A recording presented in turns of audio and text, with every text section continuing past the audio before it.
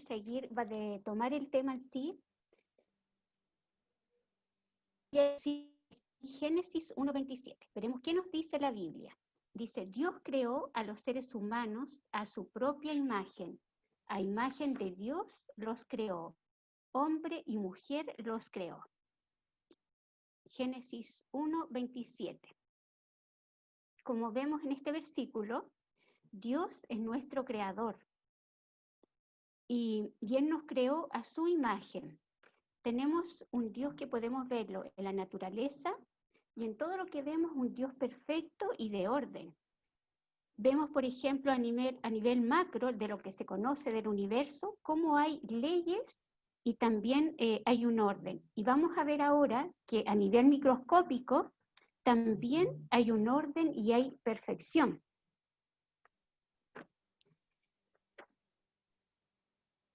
Vemos acá como seres humanos tenemos niveles de organización biológica.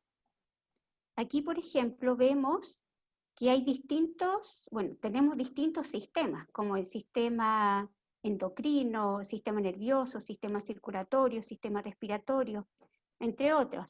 Y aquí le estoy mostrando lo que es el sistema digestivo, que es el que vamos a ver en esta presentación. Y estos sistemas están formados por órganos, distintos órganos. En este caso, aquí está el colon. Y los órganos están formados de tejido.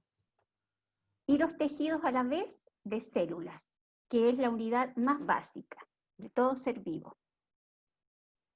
Entonces, como vemos aquí, hay un orden. En el sistema digestivo está formado por distintos órganos. Y este sistema comienza desde la boca. Después continúa por el esófago, luego el estómago y sigue por el intestino delgado, que está formado por el duodeno, yeyuno y el ilión. Y sigue después por el intestino grueso. El intestino grueso lo vamos a ver el día miércoles, cuando hable de la microbiota. Ahí voy a hablar más en detalle del intestino grueso. Ahora vamos a llegar en este tema al intestino delgado, que es donde ocurre la absorción de los nutrientes. Y bueno, también hay otros órganos que cumplen una función importante en el sistema digestivo, que es el hígado, el páncreas, y principalmente eso, y el apéndice que está ahí, y la vesícula biliar.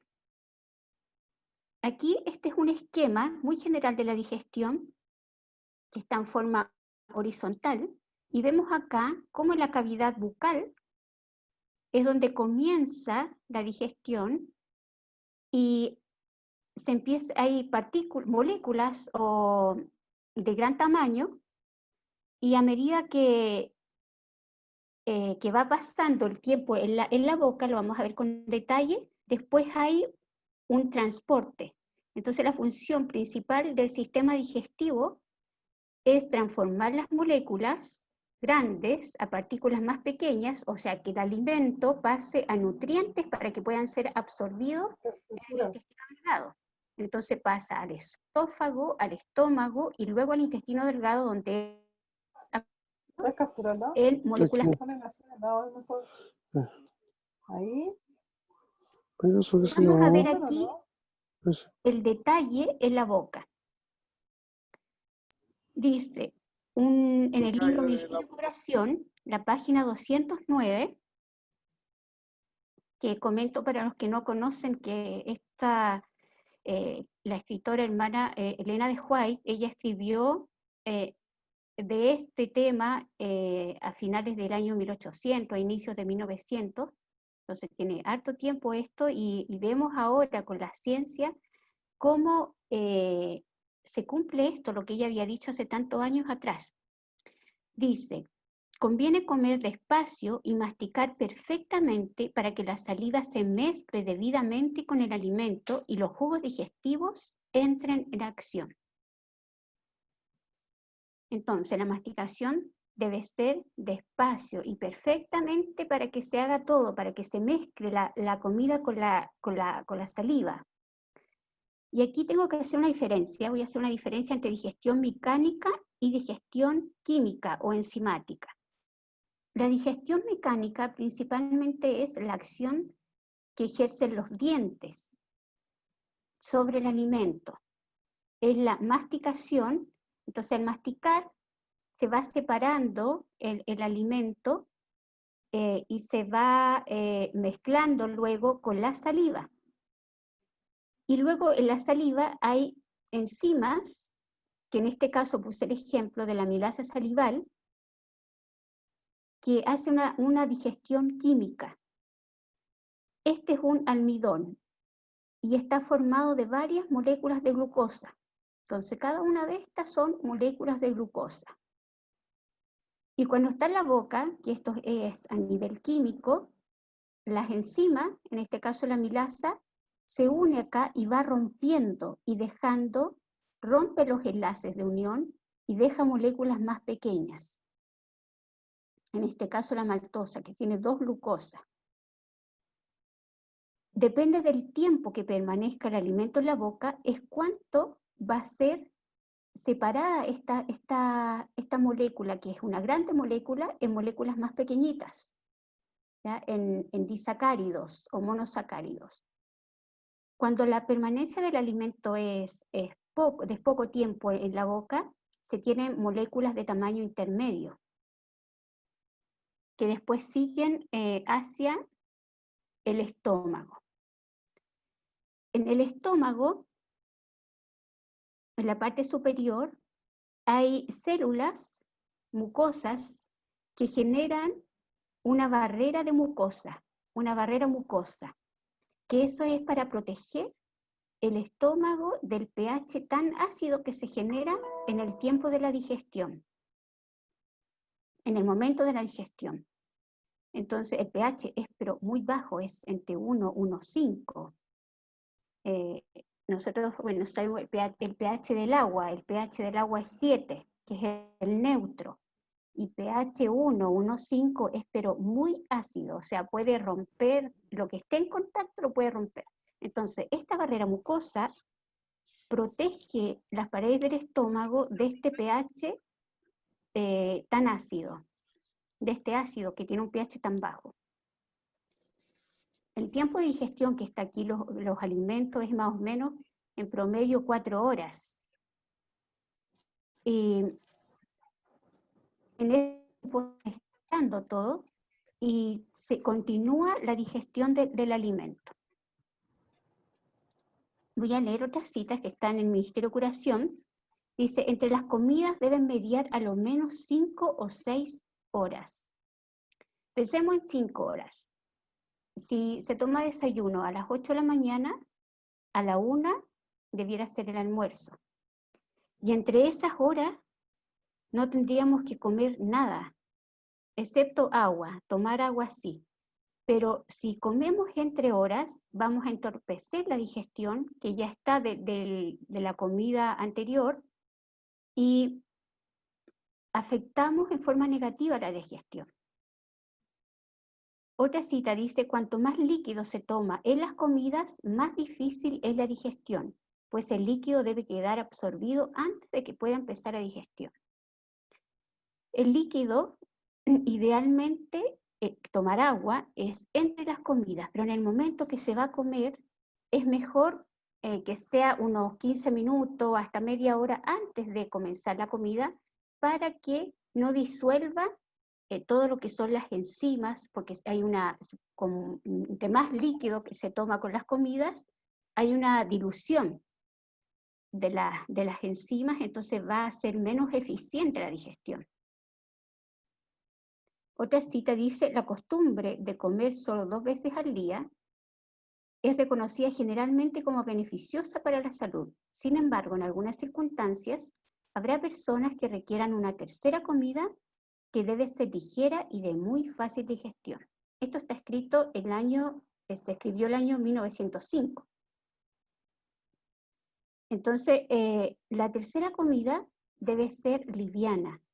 Y antes de irnos a dormir, ojalá, o sea, esta comida ya se haya digerido en el estómago y para que poder ir a descansar bien y, y no haber comido y después inmediatamente irse a dormir. Después del estómago, continúa hacia el intestino delgado. Ya es una masa semilíquida que llega al intestino delgado. Y aquí quiero mostrar que hay el intestino, que, bueno, todo esto es un tubo, ¿cierto? Se le llama el tubo digestivo. Y dentro, especialmente del intestino delgado, hay vellosidades y pliegues. Hay pliegues y vellosidades, y a la vez estas células, que son los enterocitos, tienen microvellosidades. Entonces, esto es pero súper importante para la absorción de los nutrientes, porque amplía el área o la superficie en por lo menos 600 veces a más, llegando a 250 metros cuadrados. O sea, imagínense la superficie de absorción que tiene el intestino delgado. En comparación, si fuera lisa, esta superficie sería la absorción mucho menor. Entonces, con estos pliegues y estas microvellosidades que hay, se amplía 600 veces a más el área. Aquí vemos que hay unas células, estas células, enterocitos, y que cómo a través de una hay proteínas que son transportadoras y llevan, en este caso me voy a vamos a ver el metabolismo de la glucosa. Y cómo la glucosa pasa a través de estas proteínas transportadoras, entra a la célula y después va hacia los vasos sanguíneos. Y son transportadas y diferentes nutrientes que llegan, pero ya llegan en monosacárido, en este caso la glucosa. Como vieron esta cadena, hay cortes, y estos cortes cuando no se completa, o sea, cuando es muy... quedan estructuras muy grandes después de la masticación, continúa la digestión al inicio del intestino delgado, donde el páncreas libera otras enzimas, ¿ya?, para poder seguir rompiendo estas estructuras y llegar a ser monosacáridos. Ocurre el transporte de los distintos nutrientes a través de la sangre para llegar a distintas células de todo el cuerpo. Bueno, esta es la terminación que es del intestino grueso, que lo veremos el miércoles.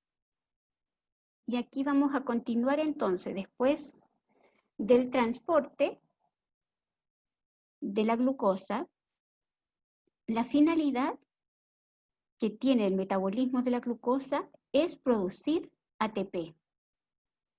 El ATP es la molécula de la energía. Entonces podemos ver acá que cuando llega la glucosa a una célula, aquí está, es principalmente el metabolismo para producir ATP, es de los lípidos y principalmente los carbohidratos, ya que glucosa, en este caso vamos a ver la glucosa. Junto con el oxígeno se producen varios procesos enzimáticos, y en estos procesos enzimáticos, ya estamos dentro de una célula, se libera CO2 o dióxido de carbono y se produce energía. ¿Y energía para qué? El ATP, que es la energía, es para realizar las diferentes funciones que requiere el cuerpo. Por ejemplo, contracción muscular, reparación de tejidos, para que el corazón bombee, para la síntesis de moléculas, para el transporte activo a nivel celular, ya de moléculas. Y para realizar todas las actividades diarias, ya para leer, para todas las actividades diarias necesitamos energía. Entonces, por eso las células requieren de estos de la glucosa para producir la energía. Aquí coloqué la estructura del ATP, que es esta molécula de energía, cómo está formada por un azúcar, que es una pentosa, por 3 grupos fosfato y por una base nitrogenada, una amina. Y aquí llegamos ya al metabolismo. La definición de metabolismo dice, es el conjunto de reacciones bioquímicas y procesos físico-químicos que ocurren en una célula y en el organismo. Si pueden ver en esta imagen acá, la cantidad de reacciones bioquímicas que pueden ocurrir en una célula, o sea, es tremendo, sé mucho. Pero yo voy a explicar principalmente esto de acá, la del centro, la que está marcada, y estos pasos vamos a ver lo que hace la célula.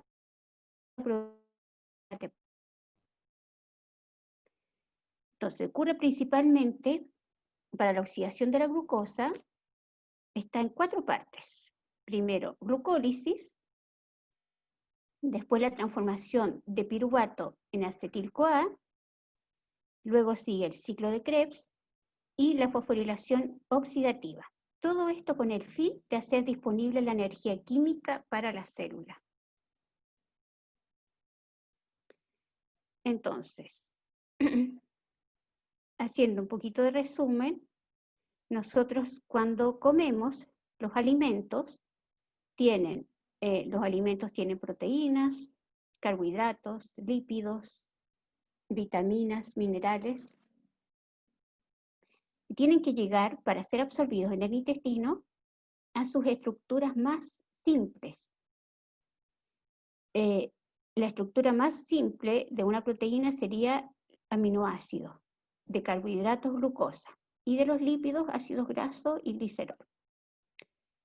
La glucosa pasa por la glucólisis, donde sufre varias transformaciones, para llegar a piruvato. En este proceso se libera CO2, el dióxido de carbono, y esto quiero que lo recuerden bien, que se libera dióxido de carbono. Y esto ocurre acá. Aquí le puse un esquema muy general de las partes de una célula. Esta primera parte de la glucólisis ocurre en el citosol de la célula, en esta parte más clara. Y esto de carbohidratos a glucosa, esta parte ya ocurrió antes. Ya fue el metabolismo hasta llegar al intestino delgado. Pasó a la sangre, luego la glucosa, a través de las células que les mostré con estas microvellosidades por el enterocito, pasó a la sangre y luego llegó a otra célula, varias células del cuerpo, entra a una célula, llega aquí en el citosol, ocurre la glucólisis. Luego el ciclo de Krebs o el ciclo del ácido cítrico ocurre en la mitocondria, igual que la fosforilación oxidativa. Y todo esto con el fin de producir ATP, que está acá, la molécula de la energía. Fíjense que aquí se produce dióxido de carbono y acá también, en el ciclo de Krebs, también se produce dióxido de carbono. Y acá en la fosforilación oxidativa se requiere oxígeno para producir ATP. ¿Ya? Esto es súper importante para que entendamos completamente todo esto que quiero explicarles. Entonces, vamos a ver la primera parte, la glicólisis o glucólisis. Aquí entró la glucosa a la célula, está en el citosol. Se transforma a glucosa 6-fosfato, fructosa 6-fosfato, fructosa 1,6-bisfosfato. Es una serie de reacciones bioquímicas que ocurren. Y aquí vemos que se requiere ATP. Hay 2 moléculas de ATP. O sea, al inicio hay un gasto de energía, pero después se produce ATP. ¿Ya? Aquí hay una división, aquí es doble. Entonces acá se producen 4 moléculas de ATP. Aquí hay un gasto de energía, pero aquí se produce más energía. Se pierde para ganar más. y llegamos a piruvato.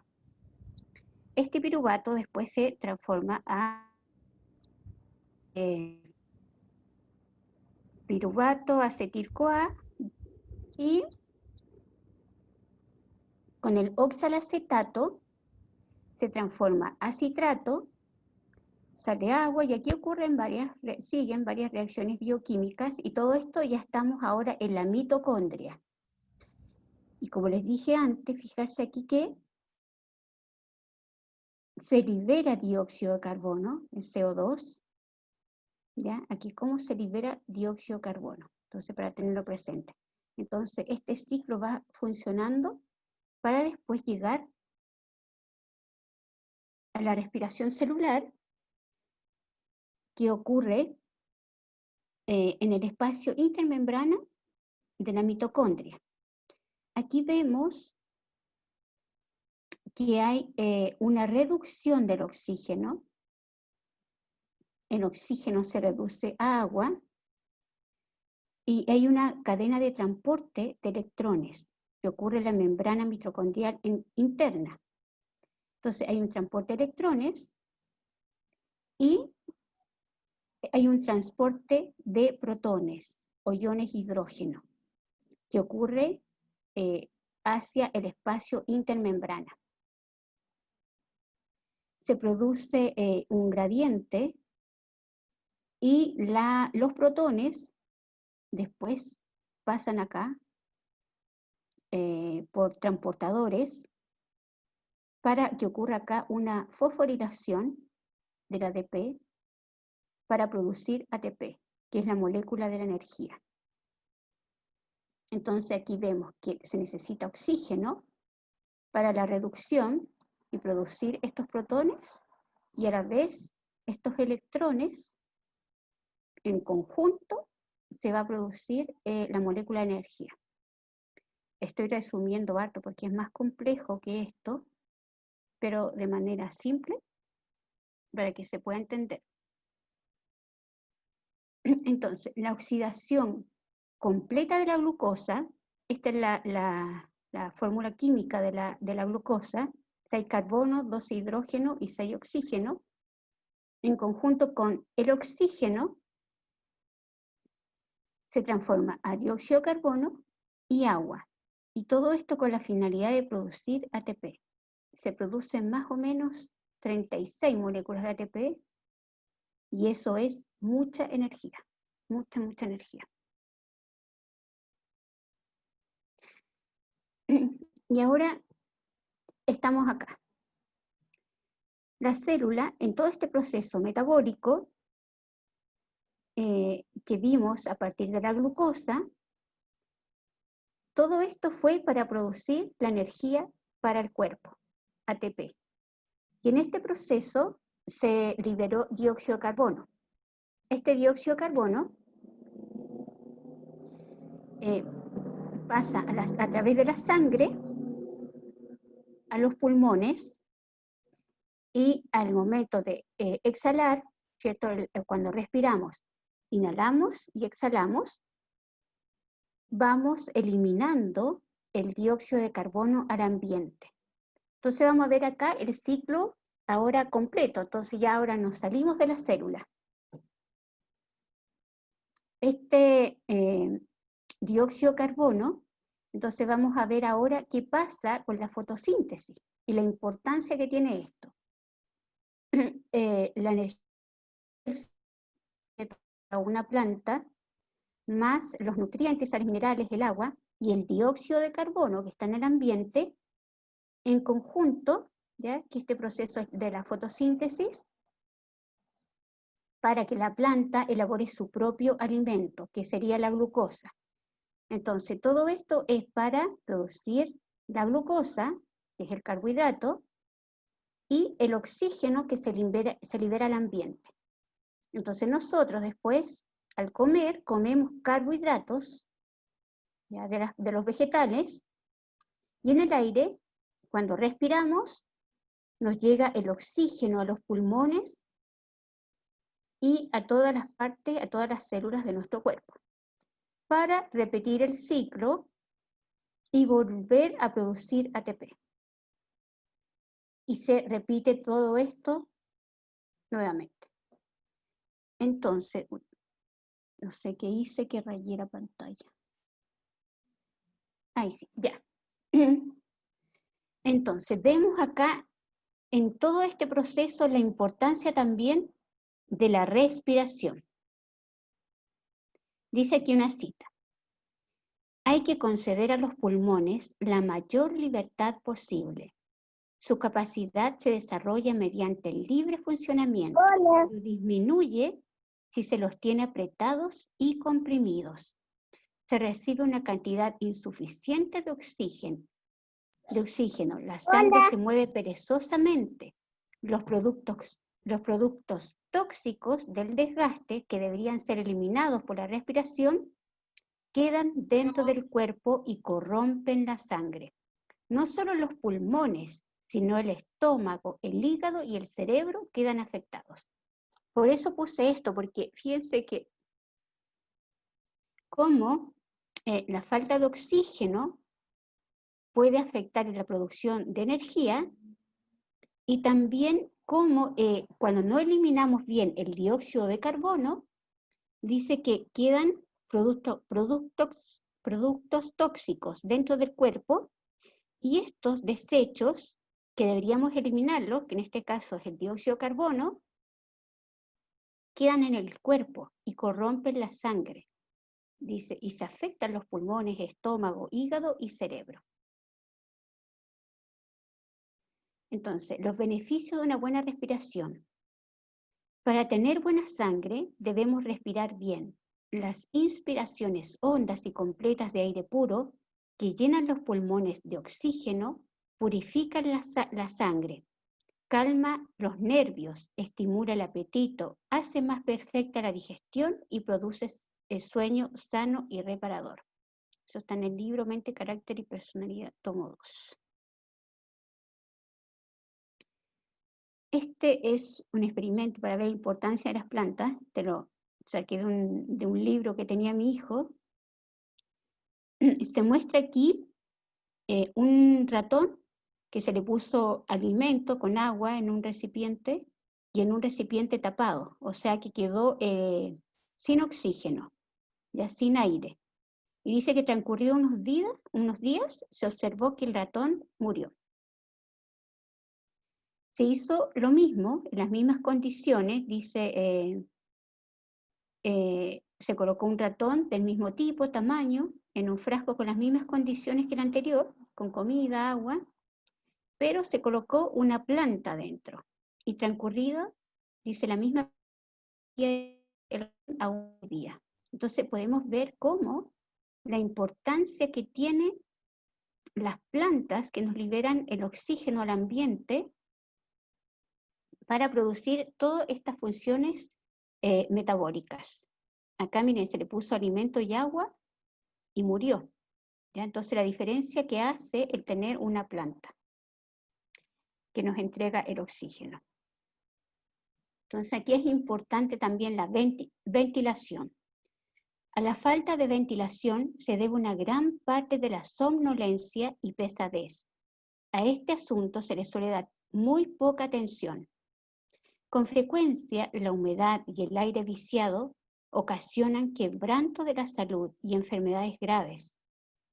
En la construcción de casas es de gran importancia asegurar completa ventilación y mucho sol, haya circulación de aire y mucha luz en cada pieza de la casa. Miren qué importante entonces el renovar el aire, ¿ya? Porque cuando estamos en ambientes cerrados, vamos eliminando el dióxido de carbono. Por eso debe ser renovado ese aire. Entonces, abrir las ventanas y que circule el aire para que entre oxígeno.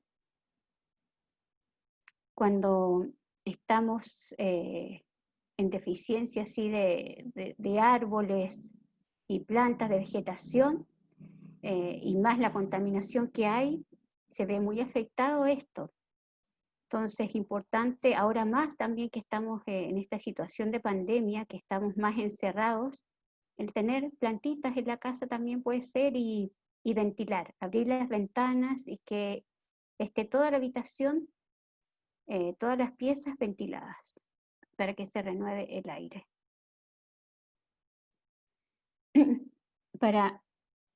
Voy a mostrar acá algo que también afecta la digestión, y que es beber agua fría con las comidas. Eso es algo que también afecta mucho la digestión, porque paraliza los órganos digestivos, y también todo esto ocurre a una temperatura que muchas veces, si el agua está muy fría, el cuerpo tiene que trabajar de más para poder aumentar la temperatura. También comer sin moderación, comer frecuentemente, lo que decía, no comer entre comidas. Entonces, cuando se come a deshoras, eso también va a afectar. Mucha cantidad y también alimentos malsanos.